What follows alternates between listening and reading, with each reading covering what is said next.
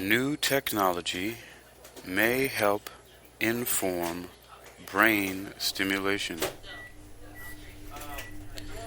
New technology may help inform brain stimulation. You're listening to World Reading Club's Technical News Reading, presented by Hakeem-Ali-Bocas-Alexander on Spreaker's Social Podcasting, presented for World Reading Club in association with Uniquilibrium. This edition's reading focus comes to us from neurosciencenews.com and is titled New Technology May Help Inform Brain Stimulation. It was published on January 27th, 2023 on neurosciencenews.com. I'm changing my background here. Alright. Summary. A new technique that uses ultrafast fMRI is able to capture brain activity at sub-second levels. The technique allows for real-time monitoring of the brain under stimulation conditions. Source: University of Queensland. Brain stimulation, such as deep brain stimulation, DBS, is a powerful way to treat neurological and psychiatric disorders.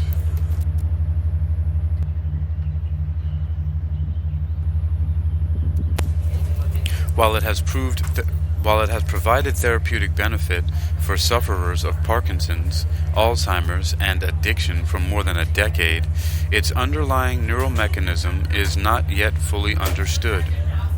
Researchers at the Queensland Brain Institute, QBI, are now one step closer to unraveling the mystery of brain activity to better understand this mechanism and potentially predict DBS outcomes.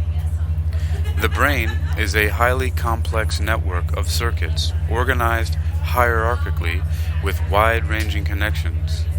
Connections go in different directions, forwards and backwards, and between neurons that are either excitatory, the accelerators of a response, or inhibitory, the brakes modifying a response. Say you want to move your hand. Once that signal is initiated, we expect that the activity that follows on the brain's neural networks... Say you want to move your hand. Once that signal is initiated, we expect that the activity that follows depends on the brain's neural networks, Associate Professor Kai-Xiang Chuang said. What we don't fully understand is how or when these structural and functional components of the brain interact to eventually lead to the outcome of moving your hand. Functional MRI, fMRI, is the most popular technique used to study brain networks. fMRI tracks blood flow and oxygenation changes following neural activity, thereby indirectly measuring the functional connections being formed and giving us an indication of where brain activity is propagating. Brain activity, however, isn't as simple as a signal traveling from area to area. The team at the Chuang Laboratory have developed a new ultrafast fMRI technique with a vastly increased temporal resolution, enabling them to capture the dynamics of brain activity at a sub-second level. Associate Professor Chuang said the new technique had led to more comprehensive understanding of how and when the brain's structural and functional connections interact.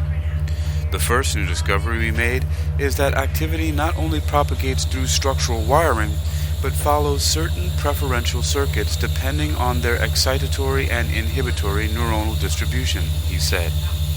Communication between brain regions of similar cell types becomes more fluent, and the brain activity stronger. Our first featured image here on neurosciencenews.com is of a looks like a digital recreation of the brain and has some areas lit up. It's red and with some blue air, mostly, so it's basically a gray brain, right? They're trying to simulate the gray brain. It looks very plasticky. It looks like a piece of Play-Doh.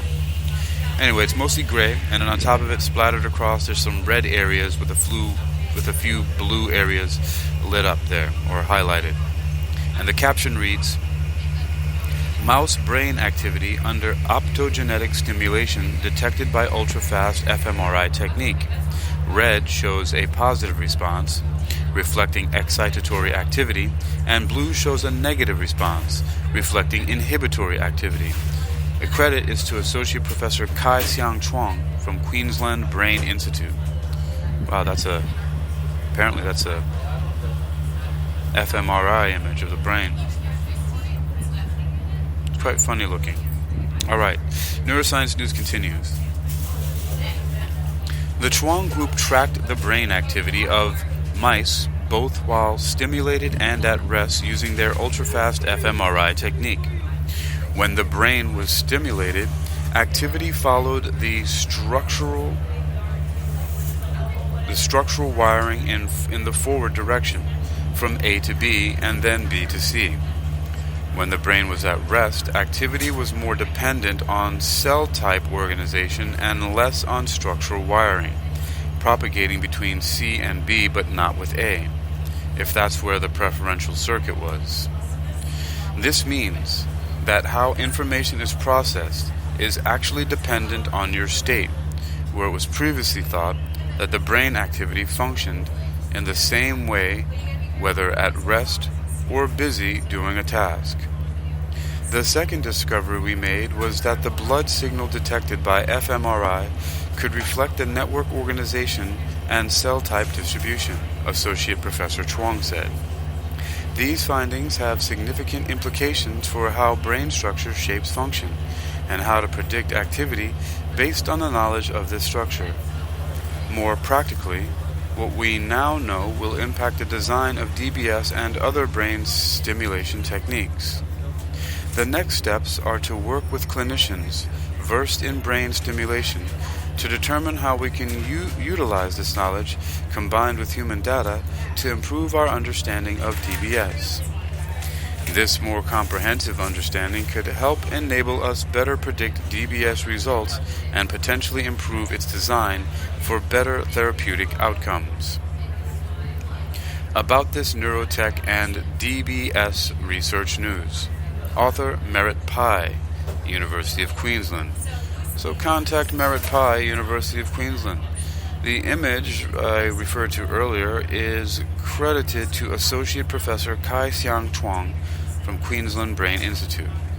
The original research is under closed access and is from a paper entitled Hemodynamic, Transient, and Functional Connectivity Follows Structural Connectivity and Cell Type Over the Brain Hierarchy by Kai-Xiang Chuang, PNAS. While I take a sip of coffee, you can continue listening to this binaural beat that I created under demi-cerebral neurophasing, or demi-phase, by yours truly, Hakeem-Ali-Bocas-Alexander. It's called Vesper Dust, and we'll come back in just a moment with an abstract from the paper here on neurosciencenews.com. Just a moment.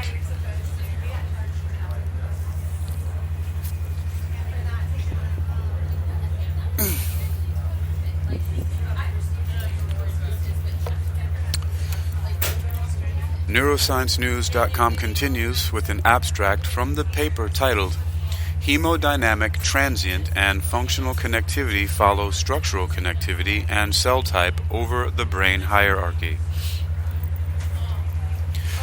The neural circuit of the brain is organized as a hierarchy of functional units with wide-ranging connections that support information flow and functional connectivity.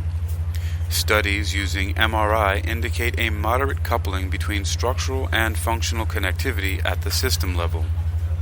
However, how do connections of different directions feed forward and feed back, and regions with different excitatory and inhibitory neurons shape the hemodynamic activity and functional connectivity over the hierarchy are unknown.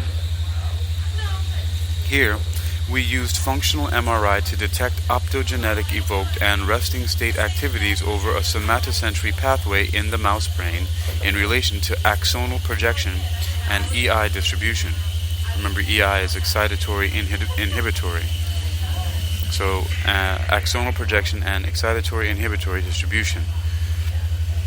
Using a highly sensitive, ultrafast imaging, we identified extensive activation in regions up to the third order of axonal projections following optogenetic excitation of the ventral posterior-medial nucleus of the thalamus. The evoked response and functional connectivity correlated with feed-forward projections more than feedback projections and weakened with the hierarchy.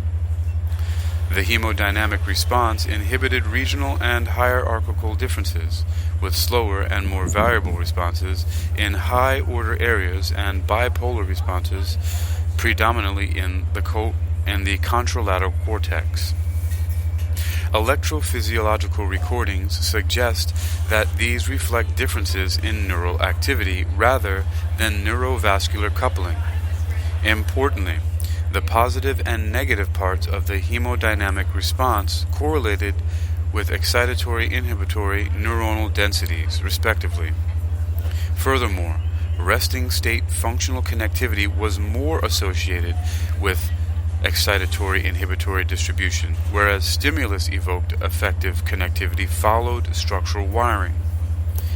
These findings indicate that structure-function relationship is projection, cell type, and hierarchy dependent. Hemodynamic transients could reflect EI activity and the increased complexity of hierarchical processing. You've been listening to World Reading Club's Technical News Reading, presented by Hakeem-Ali-Bocas-Alexander on Spreaker, social podcasting, presented for World Reading Club in association with UniquilibriuM. This edition's reading focus has come to us from neurosciencenews.com and is titled, New Technology May Help Inform Brain Stimulation. It was published on January 27, 2023.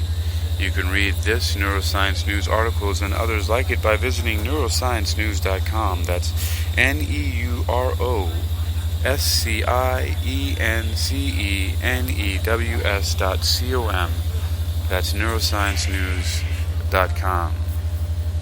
Enjoying this Vesper Dust binaural beat?